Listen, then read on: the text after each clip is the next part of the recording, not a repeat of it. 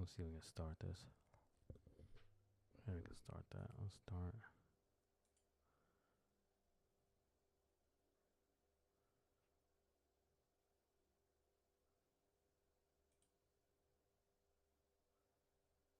Oh shit. We are live. We are live. Yeah. Just wanted to jump on here real quick. I'm just doing a little testing. I hope everybody's doing good out there. If you guys caught, I did a live stream on Facebook about a week or so ago, and we're just chopping it up, just talking or whatever. I left it on there for a couple of days, and I deleted it. Once I grow my community over on Facebook a little bit more, because I'm dropping, whatever I'm dropping on YouTube, I am dropping also on Facebook to hopefully build up both communities. Communities are completely different. Facebook is way different than the YouTube community. So I kind of like, I think I feel like a little more free range on Facebook than on YouTube. YouTube is so algorithmic driven. Facebook's a little more kind of like it's community based. So you know kind of what you're looking at, where you're pointing your content to, and it's easier, I think, to find your niche over there. So I'm doing both. I'm also doing posting on X as well, posting on TikTok again, all that kind of good stuff. Yeah, I just wanted to jump on here real quick because I am setting up my stream, getting everything readjusted, realigned. You know what I mean? You know me, I like to live stream, you know, especially when I'm out in the markets, out and about, just, you know, treading through the markets, having a good time, showing you guys how much fun it is to actually be in the markets and how you can have a really good time with it. It's a lot of fun. It's a lot of fun. But right now, I am dropping a series of videos on YouTube and Facebook that are completely travel and shopping tip based. I want to give you guys my insight, my raw insight in a very professional way, though. I want to construct it so it's very concise, very clear. One of the issues, like I've stated when I put out that video, the first video I put out was about the reason why I am going to make a series that I'm working on right now with helpful tips about shopping or things to avoid in Istanbul to make your time better in Istanbul is because these are the things I always talk about in all my live streams. But I know from talking to you guys every day, so many of you guys hit me up every single day. And I always come across people that actually have what I said flipped in a video. And I'm always just like, no, it's the opposite. Like, you have it wrong. And I really started realizing that how many of you guys actually, because you're distracted. I mean, honestly, the markets are crazy at times, right? And you're trying to look at what I'm doing, and it's hard sometimes to hear too because it's so noisy, and it's just hard. Also, too, I might be talking about something, and then I'm interacting with somebody else, and then it kind of my train of thought moves on to what I'm talking to them about, and I kind of don't go back to what I was discussing before I started interacting with them, and that can be kind of like, to you, the viewer, like you might have been hanging on something I was saying, explaining something if you want to do or don't want to do.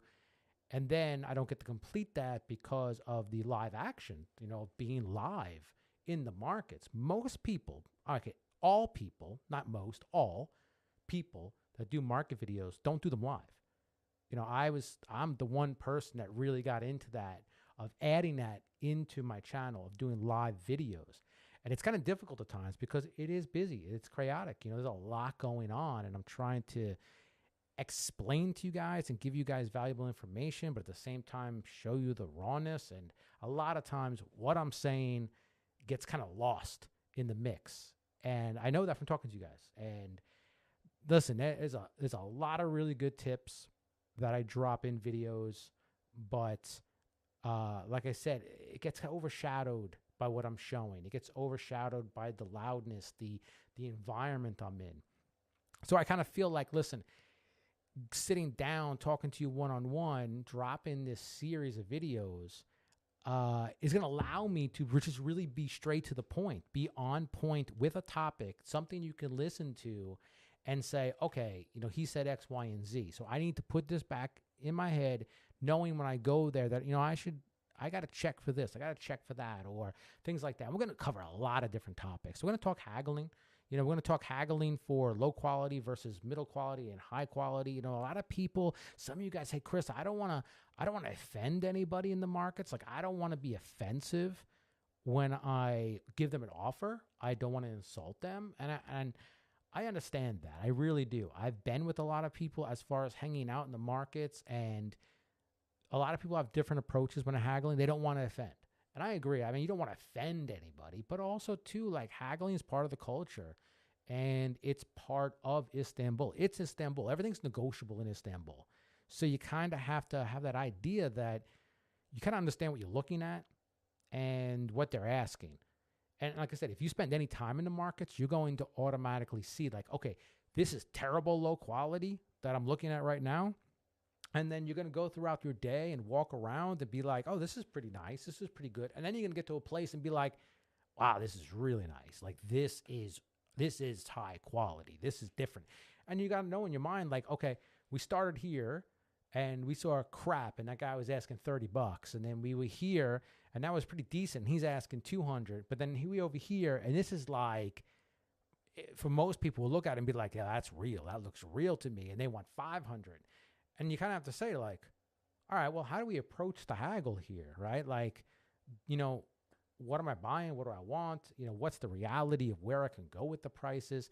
But I want to give general tips on haggling. I want to give general awareness tips of, like, when you're talking to somebody, if you watch my videos, a lot of times when people are trying to sell me something, a lot of times if you guys don't catch it, I'm kind of like, oh, really? Like, this is, whoa, what is that? Like, I'm kind of like, they're trying to sell me the sales pitch, telling me things that are just not true. And I don't want to insult them and be like, come on, you're lying. Oh, that's bullshit. You're lying. I just from like, come on now. Come on. You know that's not high quality. You know there's better than that, you know? And when people are like, oh, this is the best of the best. This is the best you can get in the market. Oh, best copy, whatever, same as original. And, you know, all this like lingo. And I'm trying to tell you guys, like, yeah, no, it's okay. Well, listen, all right, you know. I try to be nice about it because I see the same people over and over and over again as I walk around the markets. And, you know, I try just to have fun with it. I don't want people, you know, mad at me, being sit there just belittling them, like, no, arguing with them. I don't want to argue with people. You know, I want to show you guys it's a good time. It's a lot of fun, but you also have to be aware that people are selling you a sales pitch, right? It's like a used car salesman in a way, you know, like they're selling you a sales pitch. And you kind of have to educate yourself on what I call the word salad of what people are constantly just telling you as they're talking to you. And you can obviously know some shit is just BS. Like, that's not real. That's a lie, you know? But you got to do it in a joking way. Like, somebody tells me, like, oh, yeah, like if I say, oh, where these watches come? Oh, they're coming from Italy. Oh, so the Panerai is coming from Italy? Okay, yeah, Panerai is an Italian brand, but this watch ain't coming from Italy. It's coming from China. Like, you know, like you got to have fun with the, you know, to be, you know, mean about it and stuff like that. The only time I've ever been really aggressive on haggling is when I kind of feel like I'm being super taken advantage of, or my time is being super wasted, and like I'm trying to do a live stream and I'm being dragged into a place because they want to use me for promotion for themselves. And at the same token, I'm looking to buy something and I'm trying to make it where we all win. Like, you know, yeah, you get to show your shop and I get to make content and you also make money off me because I'm buying something from you. And sometimes that's very smooth and sometimes it's very difficult. You know, like if you watched one of the streams I did for a watch, they dragged me. I told the guy what I wanted. He dragged me in, you know, when I was on the main strip in the Grand Bazaar, and they take me into their watch shop and there's hardly any watches. And they take me upstairs and it's hot as shit up there. And I'm trying to live stream and I'm like, yo, where are the watches? Oh, they're coming or whatever. I'm like, yo, I got to get out of here. Like, you know, whatever. And then I'm arguing with the guy because they kind of like dragged me in on false pretenses and I'm trying to do a live stream. And I'm telling them like, yo, I'm live right now. I'm trying to do a live stream. I'm trying to entertain and I want to show people watches. And I'm only standing here because the dude dragged me in here. And that's one of the things I will cover and talk about. My last video, I talked about people wasting your time as far as like dragging you in places because, you know, if you're looking for something and you tell somebody something, oh, they got it. Of course they got it. And that's not true. Like I did a sneaker video with Mr. Perez, who's from the U.S., and, you know, he was looking at sneakers and stuff, and he's been to Istanbul before, and when we were walking, he was, like, also, like, you know, looking for T-shirts and asking me, like, yo, do you think I can get this size T-shirt, that size T-shirt, or whatever? He's a big guy, and And I was just like, yeah, not really. Like, you're not going to find high quality designer in 3X, 4X, 5X, or anything like that. Usually it tops out at 2X. After 2X, it's kind of like mid-level and lower, mostly lower quality. And sure as shit, as we're walking by, there's always a group of guys always hustling outside, and they were like, "Oh yeah, what do you want? What do you want? I got this, I got that, or whatever." And then he was just like, "Yo, you got t-shirts, you got 3X, 4X t-shirts." And the dude's like, "Yeah." And I'm just like, this dude ain't gonna have no 4X t-shirts. Like, come on, even like, you ain't got none. And he the guy swore that, yeah, I got him or whatever. So we like, all right, fine. We go to his shop. He ain't got shit. You know what I mean? Like, we get dragged in there, and then that guy goes back out to hustle more people in. But then we went down a strip already to go inside of a place, and we're standing in there, and we're looking, and you're kind of like, wow, we're wasting our time. And then we're walking another thing, and then another guy comes along, and we're like, oh, you know what? And then I'm like, you know what? There is a place that I remember the dude said they had 7X. And I was like, let's just go see what dude got. And we went in there, and they did have some bigger sizes, but like they wanted, I think, like €100 or something for a t-shirt, which is like, it's crazy, And I put that video out, and I was just like, what are you, nuts? Are you trying to sell this or what? Like, that's kind of crazy. So I listen, I have a lot of fun in the markets, but I've gained a lot of knowledge in the markets. And some people get mad at me. Like, when I share information with people and I educate people, and they know to a point, like, yo, I'm getting ripped off, or being taken advantage of. And then they tell the person, like, yo, you're ripping me off or whatever. And then people blame me because, like, I put them up on game. Yeah, my job is to put people up on game. I'm a YouTuber. I'm a vlogger. Like, I go around and I make videos. And if I'm kind of bullshitting you, what does that do for you? You know what I mean? Like, everything is not great. Everything's not great in the world. Everything's not great wherever. You know what I mean? Like, I try to keep it real with you people. So, like, if I put you up on game, like, yo, be careful of this, be careful of that, like, you just gotta, I'm gonna check out comments in a second. And, sometimes, like, I put people up on game, and then they realize they got scammed, ripped off, and then they go back to the people that ran game on them and tell them flat out. And they're like, yo, that YouTuber told me this and that. I know you're scamming me, whatever. And then they get mad at me. Like just because I put people up on game, and people now know, like, to be cautious of certain things. And people get mad at me and like, why? Like, am I supposed to allow you to rip people off? No, come on, man. That's crazy. That is crazy talk. You know what I mean? Like, it's all fair game. But if my job is to show everything and show people what it's like, but then I'm also like, yo, you got to watch out for this. You got to watch out for that. And then people get mad, like, yo, Chris spilling the beans. He's telling people how shit goes and how it works and this and that. And it's like, well, get a better game then. Like, what do you want me to say? Like, up your antes. Don't keep using the same, used car salesman pitches and all the bullshit. Because I tell people all the time, like, yo, you ever want to get good customers? Don't lie to them. Don't lie to people. Like, you don't have to lie to people. If you want to sell people, just straight up and honest with them. Straight up and honest with them, and give them a fair price where you're making your profit. They're happy. Like, you start selling people on bullshit, and then people already told them, like, yo, don't fall for this, this, and this, and this. That is definitely not true. And then they're standing there, and you're exactly reciting what somebody told them that they're going to say. And they're just like, yeah, this guy's trying to get over on us. Like, I tell people all the time, like, yo, you don't have to lie to people. You ever want to convince somebody to buy something from you? Just be genuine, be real. Like, just be real with them. Don't lie like, yo, yeah, this is from this country. Nah, bro, it's either made in Turkey, it's either made in Vietnam, it's either made in China. Don't come up with some other bullshit, and just keep it real with people. And people will buy from you. People will respect you for being honest. You know what I mean? Like, people love honest sellers. They want to feel like, yo, that guy didn't try to get over on me. He was honest with me. When people are always like playing games, and it's just like, yo, I don't understand. Like, you don't have to do that. And it's the kind of stuff that makes me like a little like I don't get it. Like, I've met some really cool people, really good sellers, and their whole big thing is they're straight up forward and honest. Like, they're just honest about shit. And people like that. When you go somewhere and everybody's like just kicking you a story that's just not true, and people are watching my videos and like, they're like, yo, Chris already broke this down. Like, that's not true. Like, and then they get mad because somebody shows up and they're like, come on, man, that's that's a lie. Like, that ain't true. Like, and then I don't know. They just feel stupid. I don't know. Yeah, I don't know. But anyway, shout out to everybody in the chat right now. I know I just jumped on random.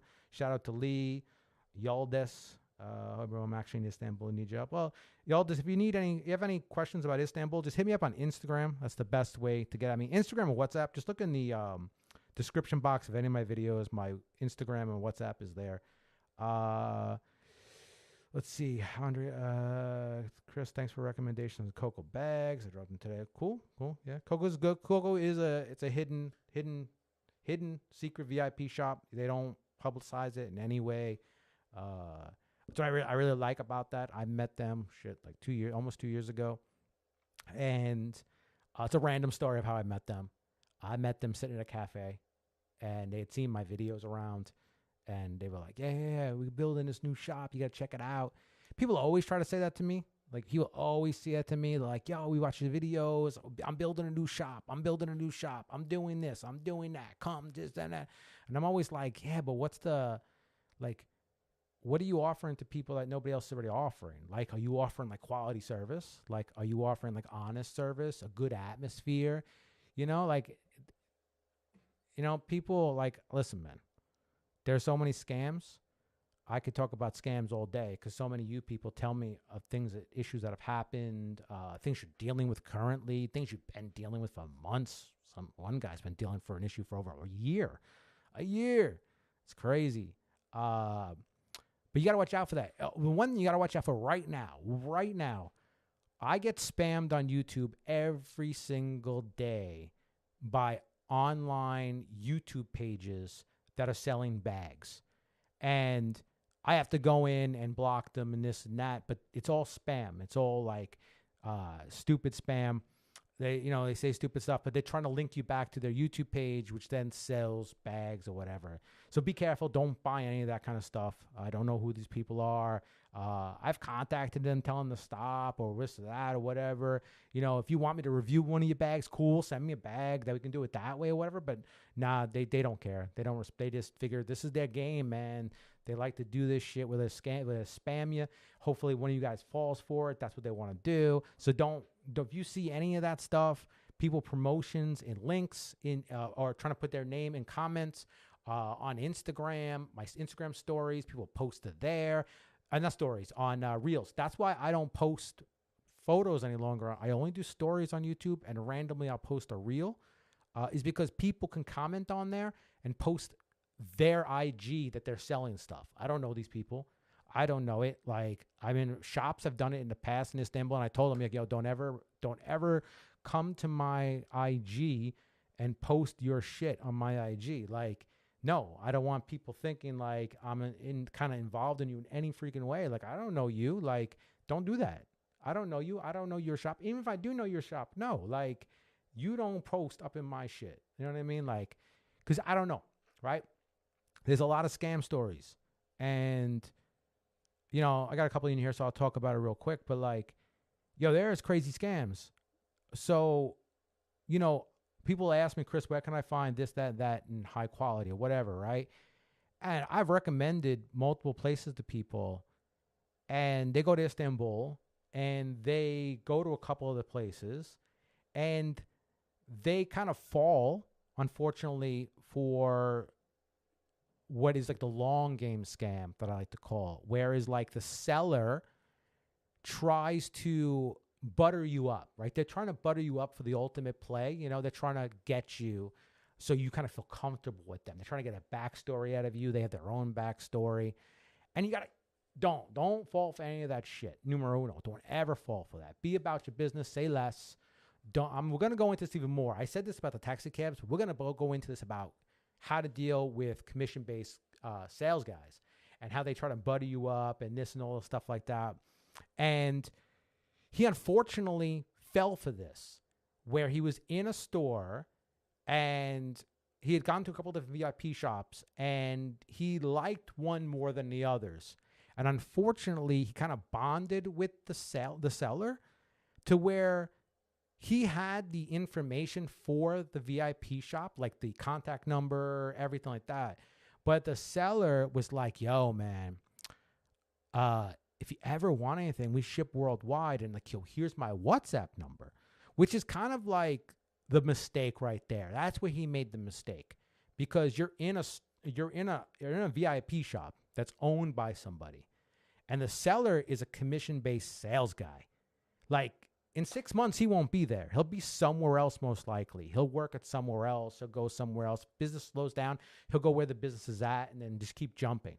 There's only going to be a handful of people at that VIP shop that are going to be there from start to finish, usually. And the other guys will come and go every few months, 6 months, more, whatever. It depends on the flow of business. And he made the mistake of taking that guy's WhatsApp number when he already had the manager of the store's WhatsApp number. And he goes back home, and he apparently had lost some weight, and he wanted to buy smaller size clothes. So he says, oh, I had a great conversation with the guy. That guy was cool. He hits the guy on WhatsApp, and he's like, yo, I need to order some more shirts. And the guy's like, yo, I don't work there any longer. But this guy was so smart. I think this guy remembered, like, when he had the conversation with him months prior, he remembered what shop that guy had gone to before coming to his shop that he was working at. And he told him, I work there now. And the guy's like, oh, all right, cool. You know, he knew the quality and this and that. And he ordered some shirts. And it went on to this whole big thing about how, like, he was going to order a bunch of shirts. But then kind of realized, he was like, yo, listen, I don't know if I'm like a large or a medium. So right now, instead of this big order, I'm going to send me these 2 shirts, one in large, one in medium. When I get them, which is usually about 5 days shipping time, I will try it on. Then I will let you know what size I need. And then the rest of the stuff I'm picking out now, we'll do everything then. So he wound up sending the guy money through MoneyGram for those shirts. It was 2 shirts. And they never got sent out. And then he's following up day after day after day after day. And he's getting nowhere. They're like, oh, yeah, bro, don't worry about it. I got you. Don't worry about it. I got you. And it's just this endless game of, like, never sending out his shirts he already paid for. But then he comes to find out, like, okay, well, let me contact the shop, you know, the shop that he says he works at now, because he had that information. And the guy don't work there. The guy doesn't work there. So while he did meet him at one reputable VIP shop, and then the kid tells him, I'm working at a different VIP shop. He didn't work at the other VIP shop. He worked at some other bullcrap place. So needless to say, like, it got messy and stupid, you know? And this is why you can't trust anybody, because that guy was basically just trying to scam him for, like, originally he was making a big order, like probably like $1,000 or something like that. And it wound up being much smaller, just a little, like around 100, a little over 100. And which makes you think like, yo, why would you scam somebody for 100 when you could actually just wait 5 days and scam them for 1,000? Like, you know what I'm saying? Like, what level of thinking is that scammer? Like that, like, I don't like the fact that people will scam you for $5. Like, I have a little more respect when somebody has a bigger play and you're like, I got it. I fell for the big one. But like, when people will take advantage of you for such small money, you're sitting there like, yeah, why, man? Like, why go through all this hassle for $100? And it was crazy because like the guy that he tried to scam knows people in Istanbul, and then he sent people and all this kind of stuff. And then the dude sent a message back. The guy sent me all the messages. So he sent messages, and the guy's like, yo, bro, you trying to get somebody killed here? Like, all this crazy. Yeah, man, it's crazy. Like, you got to be careful. The other one you guys got to watch out for right now is IG, WhatsApp, Telegrams. People selling, because the majority of it is all scams. All scams. This is something that's been going on for a while that a lot of you guys don't understand. This happens, is that there are scammers in Istanbul that will mimic a shop's IG account or Telegram account. And it's not them. But you guys see a YouTuber, somebody like me walking around, and you see a shop name in a video, right? And then you go on Instagram like, oh, okay, they got this name. And there'll be like 12 accounts that have a similar name. Most of those accounts are scam accounts based off of that one account, like the real one. And some people will order off the scam account because that's what they do. They copy all their photos, everything. And it becomes like crazy and people get taken. So you're Western Union or MoneyGram and them money. And meanwhile, they don't have a store. They stole the photos, set up account based off the name of that shop that really exists. And now you think the store ripped you off. And meanwhile, you were dealing with this other account. And this I've known this for a while that people were doing this because the shops. And it's always the publicly listed shop, not publicly listed, but the shops that are open to the public. These are the ones that get targeted. The ones that, publicly list their shit, they get targeted. The hidden shops nobody knows about. So how could you target a hidden shop? There's shops like Coco is a prime example. They don't do anything social, like nothing social. So that's not going to happen. But this is actually common. It's very, very common. People are actually just, they're just stealing money. Like that's the only way you can explain it. They're stealing money and there's no recourse. There is no recourse. And then you feel burnt. Like you got scammed because you did get scammed. You feel burnt like, I fell for that shit. But like, you're kind of mad at the shop, but the shop has nothing to do with it. And I've heard so many stories, even from shops telling me like, look at these stupid Instagram accounts. We caught this one guy. He actually is over here. He works at a different shop, but he copied all our shit and did a thing off ours because he saw how much customers we were getting. Like, think about that. Like somebody that is like, a 30-second walk from you set up a scam account based off of your store and your photos. And you wouldn't know unless somebody told you like, dude over there has a scam account off of your shit. Like, that's crazy that even exists and happens. So you got to be careful. Like, so many people, like I said, get mad at me because I talk about the scams. And I don't know what to say. Some of the scams are just so crappy and so, not thought out well. And you think that people should turn a blind eye, like, to what you're doing. Like, no, man. Like I don't want to play part of your crap. Like, like it's crazy. There are some crazy scams, man. There are a lot. Like, it's sad when somebody gets taken for a lot of money, 2,000, shit like that. That does happen. And usually that's because of a bad employee. There are bad employees at places that are given access to some things and just run wild with it, whatever the reason may be. And, people tell me and I'm like, okay. And I try to give people ideas of like how you can try to at least you won't get your money back, but at least how maybe you can get some of your stuff that you actually did order, but it can be difficult. If it's a bad employee and the shop knows that it was the bad employee, they're going to have a whole bunch of people complaining. And usually the shop should rectify that situation. The only problem is when it becomes that the person stole so much from some individuals that the shop is just like, that's a huge loss. And they don't want to deal with it. So they kind of just, unfortunately push the customer aside because the customer's not in Istanbul. Most of the crap is mail order, most of the bad things are mail order, unfortunately. And that's why, like, you kind of have to be responsible for who you hire. And that's why when I talk to somebody, I'm like, man, if you have bad people working for you and they take advantage, that's going to reflect bad on your shop. Like, people going to come in here or criminals like, Chris, you ever hear this shop? Like, they did X, Y, and Z to me. And I'm like, I don't know them. Or if I do know them, I'm like, I'll go talk to them when I'm there to see what's up, what's going on, see if there's an issue, what the problem was.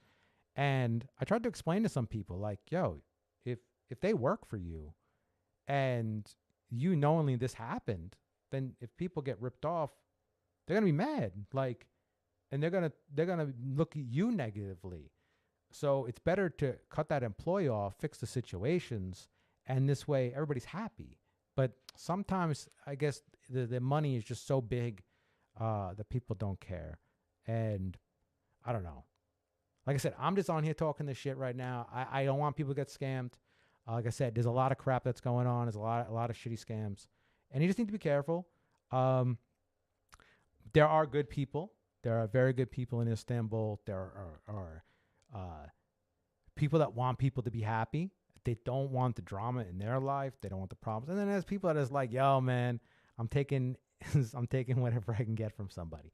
You know, that's why I did the video. The video I dropped yesterday is exactly what I'm talking about with the taxi cabs. Like, that is another one that baffles me. Taxis in Istanbul are the worst. They are the worst. Even just getting a simple taxi from point A to point B. The airport one's okay. Like, the airport one is decent. It's all the other taxis suck.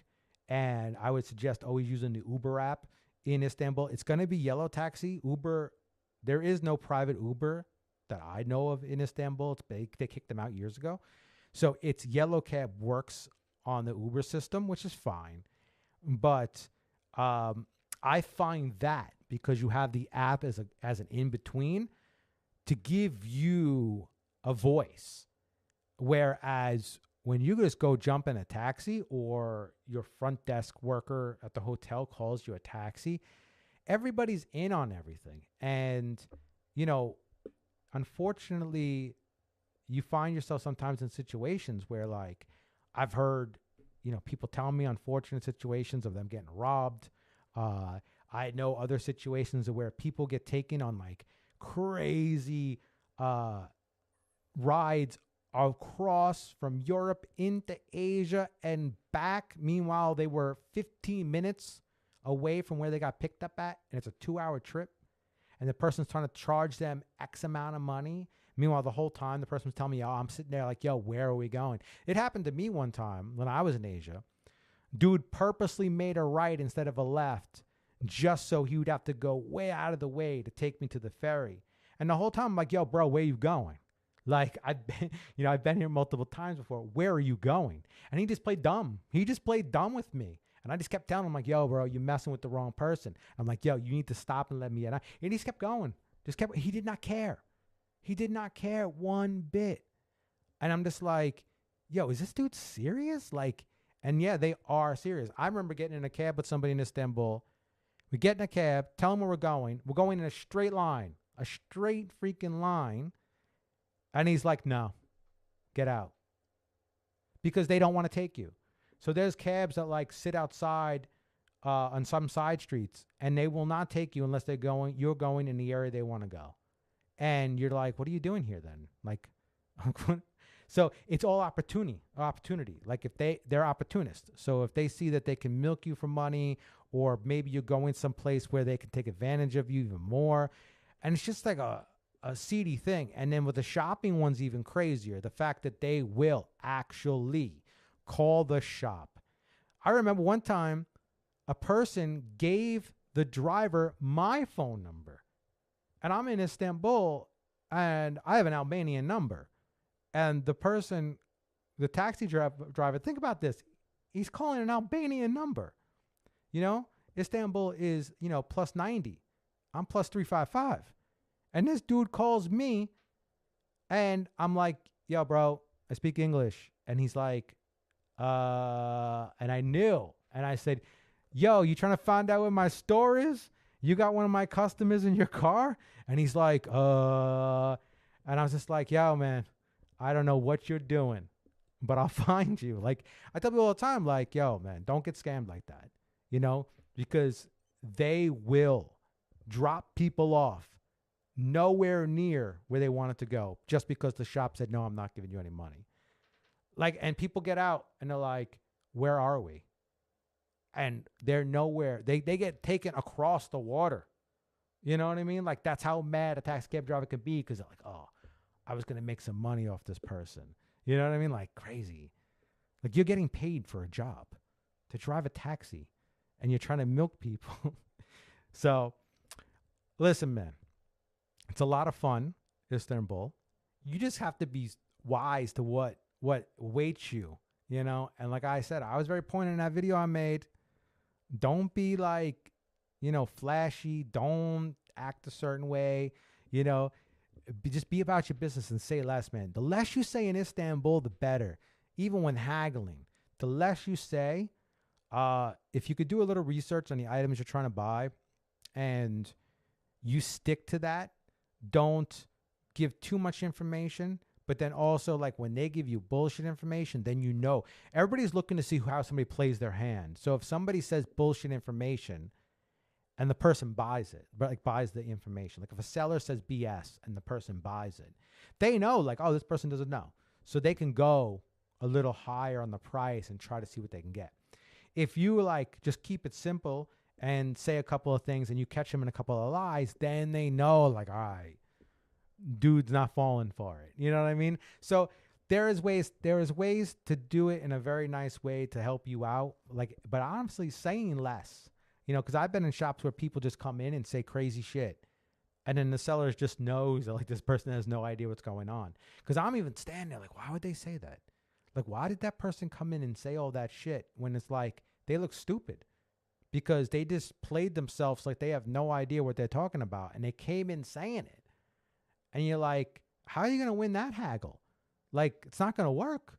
And usually they don't, it doesn't even go to the haggle because the seller's just like, yeah, nah, sorry. You know, that's not happening. And it happens a lot. You know what I mean? So anyway, I just wanted to jump on real quick. I was testing out my stream. I had an issue. I had to re-update my stream key. And I just got to get it I got to get this ready. I got to get the live streaming ready. Wink, wink. You know what I'm saying? Anyway, it's a lot of fun. Hope you guys enjoy my videos. If you're not subscribed already, subscribe. Like the videos. Enjoy them. Watch them over and over again. I will be dropping more and more and more and more and more. And then we're eventually going to be going live in the markets. We're going to have some fun. Hopefully this year we can do some other market stuff in some other places. I got to get you guys on the China stuff, man. I got to get you guys on the China shit. I got to really break that down for you. I got to break down for you so you guys understand there is a big difference for certain things. And you need to understand that all the best sneakers in Istanbul are from China. And all the watches are from China. You know, and there is a percentage of bags in Istanbul that do come from China because there are bags that they just don't make in Istanbul because it's just too detailed or it requires the leather to be pressed in a certain way and all this different stuff, or it's kind of intricate where it's kind of harder to make by hand and it really needs to be made with a machine. And there's all these different reasons of why some things are just easier to import from China because China makes it better. And then there's things that you would absolutely 100% buy in Turkey versus China. Not many things, but there are things that you definitely 100%, in my personal opinion, would be better purchased at certain places if you understood why that place offers something that other places don't. It's a lot to go into that, and a lot of stuff I just can't share on YouTube. I just can't. I'm just, because of the terms of service, I just can't share it that way. So there is a place that I can share things on, Kick.com. Kick.com, I can share a lot more on Kick.com. So we'll have to see what we can do. But yeah, I'm hoping for big things for the rest of this summer, and you guys are with me. And like I said, I'll be doing some other live streams here before I hit the road and start traveling.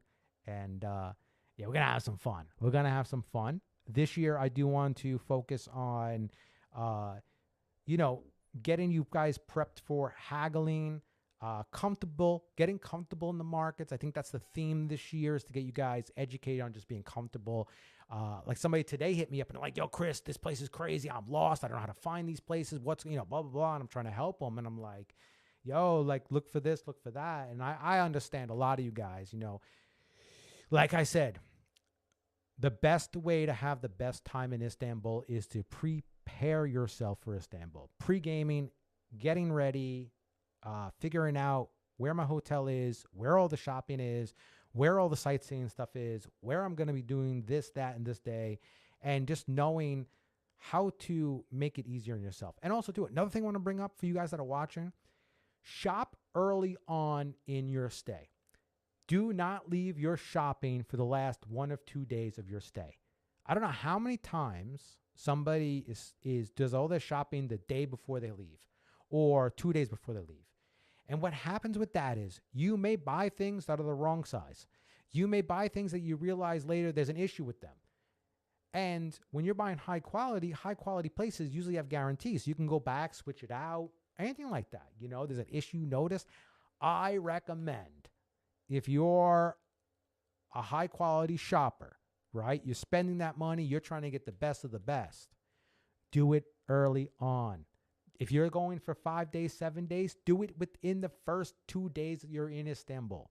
Make that commitment, because give yourself time to try the shoes, try the clothes, use the bag, use the watch. This way, if something happens before you leave, you have time to go switch it out, have it looked at, have it repaired, figure it out, whatever it may be. If you're buying low quality, that ain't happening. Low quality is not going to last you very long. It might not even last you the whole time you're in Istanbul. Low quality is disposable. You know what I mean? So if you're doing high quality, those places usually offer a guarantee. They offer that type of service, like 2-year guarantee and a lot of stuff. So if you shop early, don't be that guy who buys the watch on Saturday morning and he's got that 3 a.m. flight out on Sunday morning. Because if he realizes something's off with the watch or something, there's no time to go back. There's no time. So that's a big key I can tell you, is like, plan appropriately what you're going to be doing. And if you're a big shopper, if you're a big time high quality shopper, knowing the fact that these places offer guarantees, move your shopping into the beginning of your time in Istanbul. That will give you the best peace of mind if something ain't right. Because I've heard this from a lot of people where they've bought shoes and then like they wore them one day and then like they're either really uncomfortable or they realize like, oh, there's something wrong with this one or that one, and they can just go back, you know, and take care of the issue.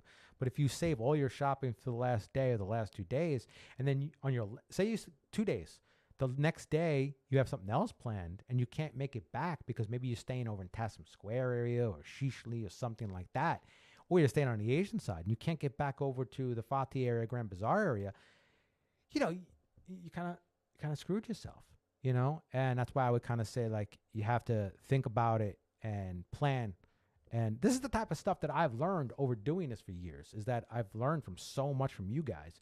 Communicate with me every day. And I learn from my own experiences and your experiences and what I know from other people telling me in the markets and what I know from the sellers and, you know, blah, blah, blah.